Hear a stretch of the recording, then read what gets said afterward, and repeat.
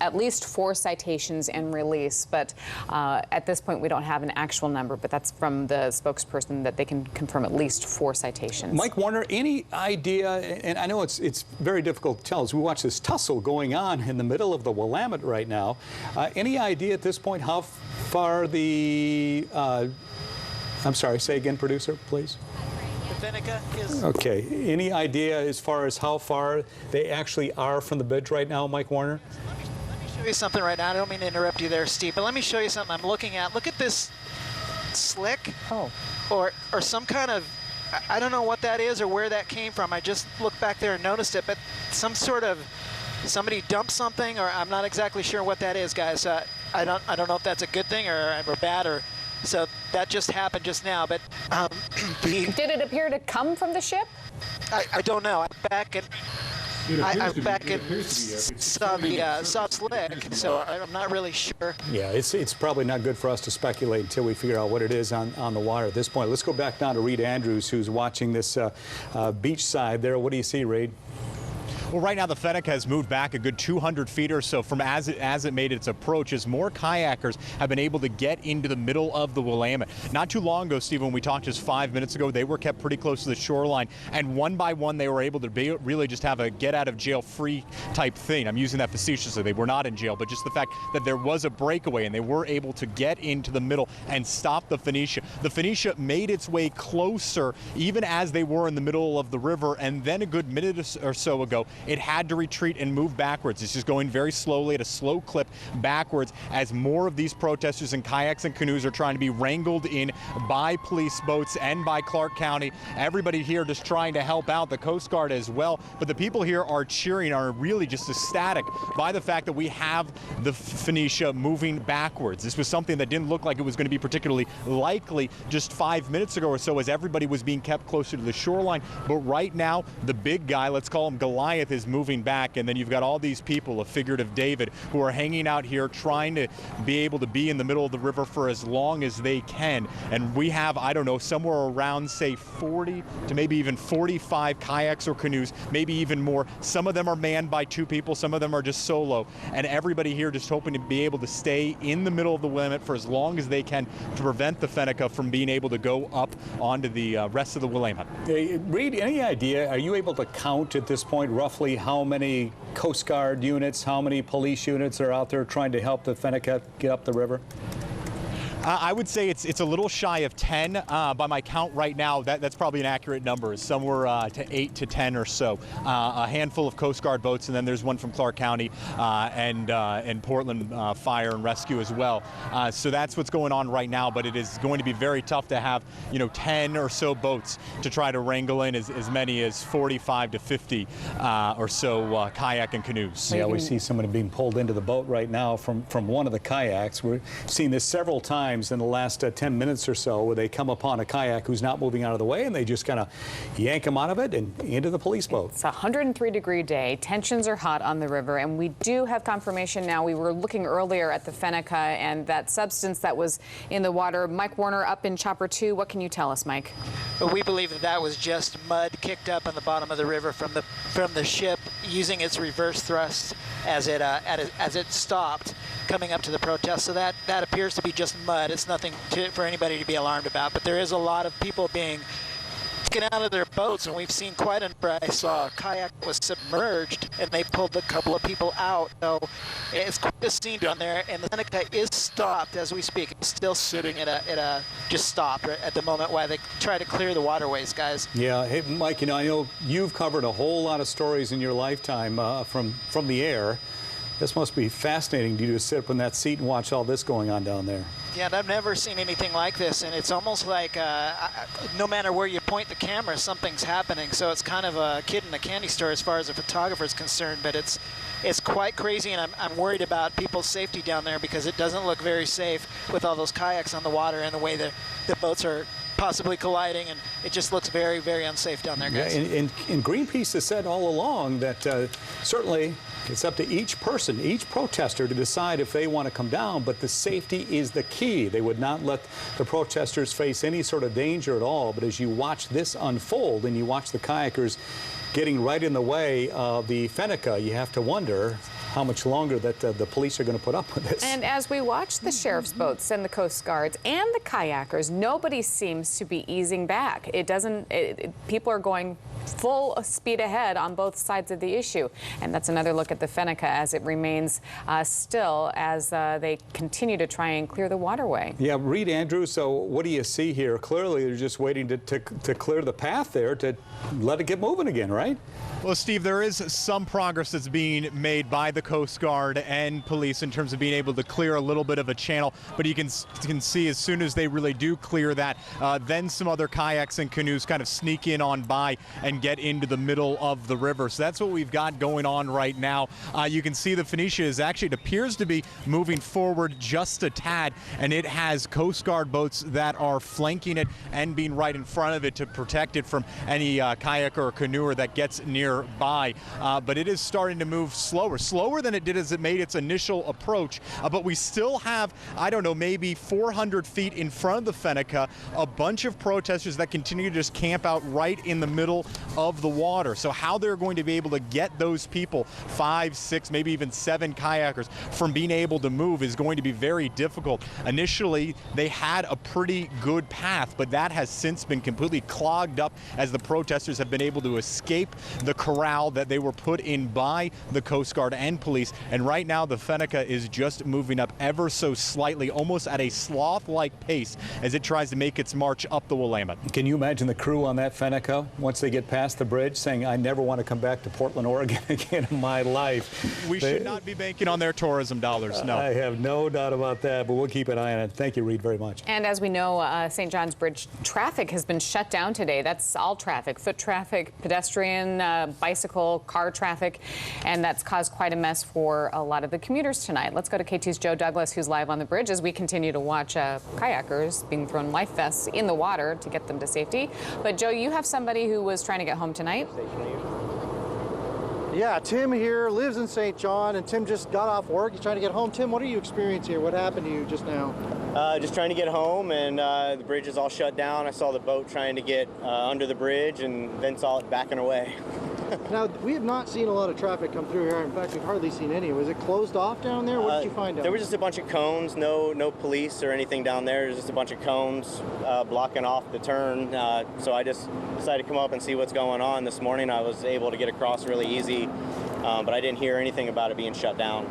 So you just put in a hard day's work, and now you just want to get home. How do you feel right now about what's going on here right in front of you? It's terrible. I mean, it inconveniences everybody. I understand that, they want to do what's right for everybody else besides themselves, hang themselves off a bridge, that's fine. But what it does is it messes with all the commuters. It's getting bad enough that the traffic is as bad as it is anyway. So now all it's doing is just making people get back to their families hours later than they expected. Joe, I'm going to interrupt you right now. Sounds like a frustrating situation. I'm going to interrupt you right now. We had a little bit of a situation going on in the river. I don't know if that was Chopper 2 video that we saw, but we did see a couple people swimming towards a kayak activist trying to get to him, and he appeared to be splashing them and fending them off, and it looked to be somewhat of a dangerous situation. Now we can see a jet boat, or a jet ski rather, surrounding them, but a couple different people now trying to get this one person out of the water and to safety.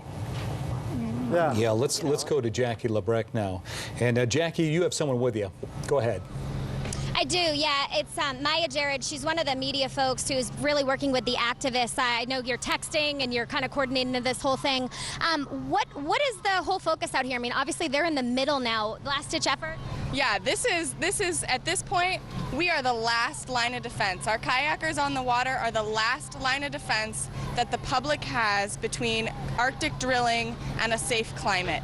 So at this point, all the people on the water understand the risks associated with being on the water right now. The police have announced over and over, if you don't get out of the way, you are liable for arrest. It doesn't look safe. Like, how are they being safe? I mean, it looks scary to me.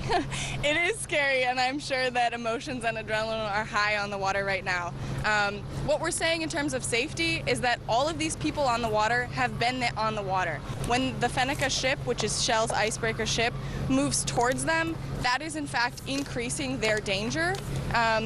All of our kayakers are not going to risk their own safety in order to stop this boat, But at this point, it's up to Shell to decide whether to pull back and provide safety for the people on the water, or to try to push through, potentially endangering people on the water. Okay, you saw all the Greenpeace folks coming down. What is up with them up there? I mean, they're just kind of sitting there at this point. What do they have up their sleeve? I'm not in touch with Greenpeace folks. It's in fact two separate. You haven't been talking with them at all? Here.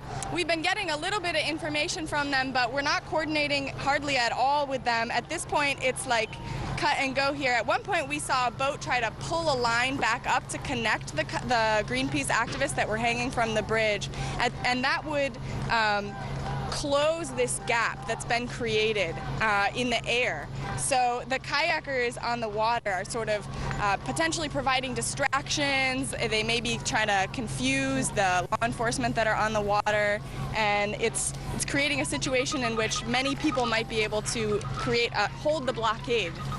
Thank you so much. You're obviously very, very busy. We appreciate you giving us some perspective into what the idea is out there. Thanks so much, Maya. Thank you.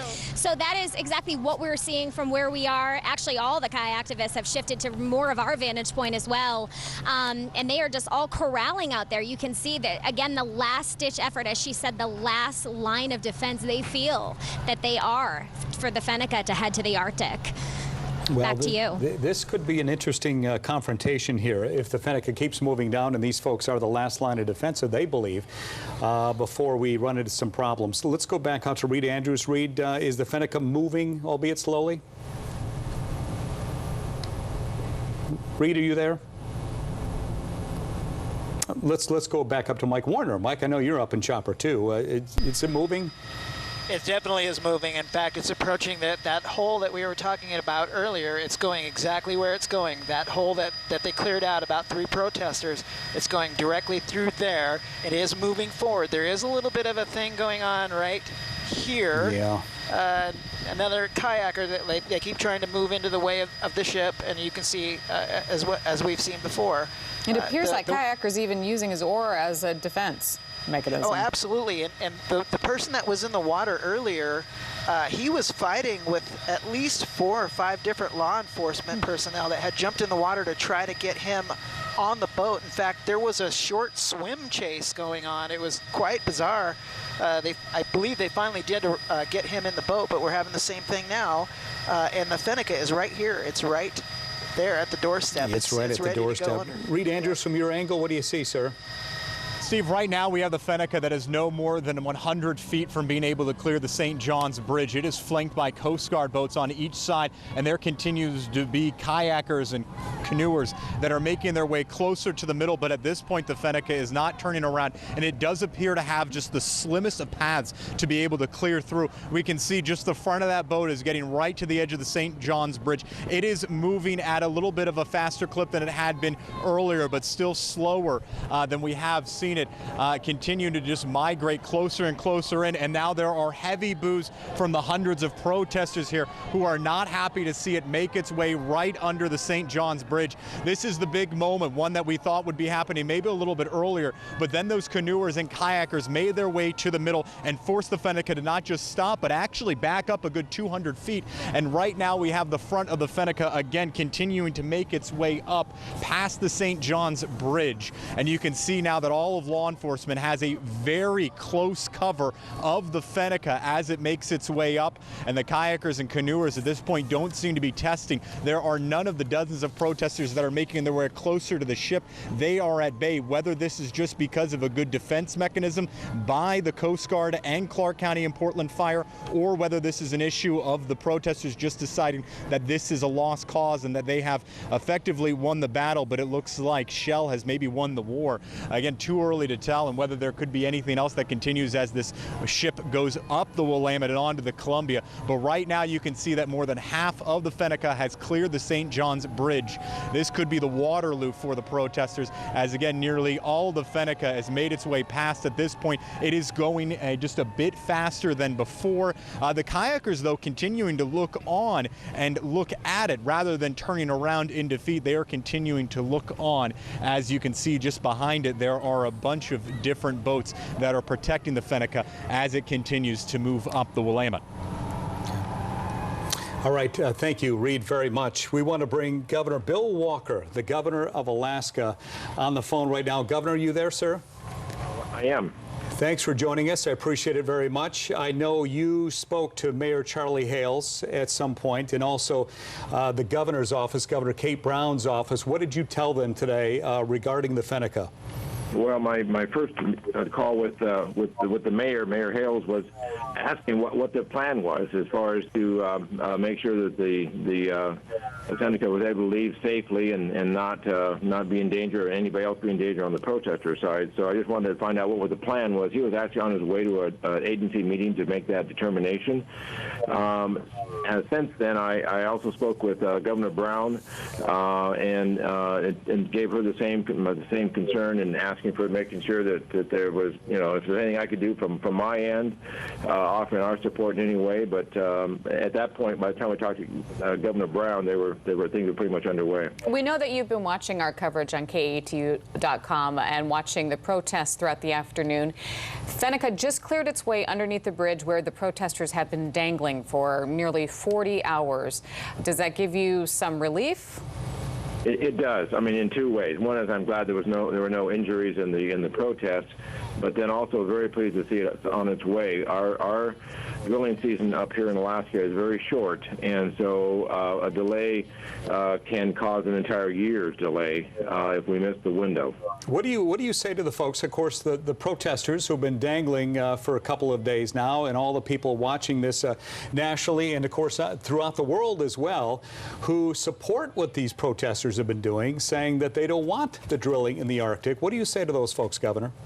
Well, I say I'm glad I live in a country where people can voice their opinion responsibly and safely without interfering with commerce, and so they're certainly welcome to their opinion. I'm the governor of a state that has about a $3 billion a year deficit, and we have an oil pipeline that's 3/4 empty, and we have a cost of energy that's higher than any place in the nation. So we are an energy state, and we're proud of that, and we're going to do it safely, and so we'll be part of that. Let me ask you a question, Governor. What do you think about the way that Mayor Charlie Hales and Governor Brown handled this situation?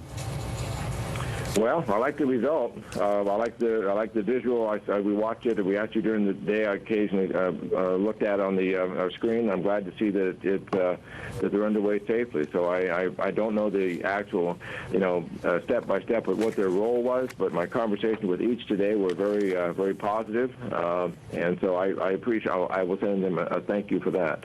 Well, certainly the Fennica appears now, as we watch our live coverage now. I know you've been watching it as well. Fennica appears to be on the way to the Columbia River, then onto the open water of the ocean, onto Alaska, Governor. So I know you'll be watching this very closely as well. We will. Thank you, Governor Walker. Appreciate your time, sir. Thank you. From the home of the problem solvers and the On Your Side investigators, this is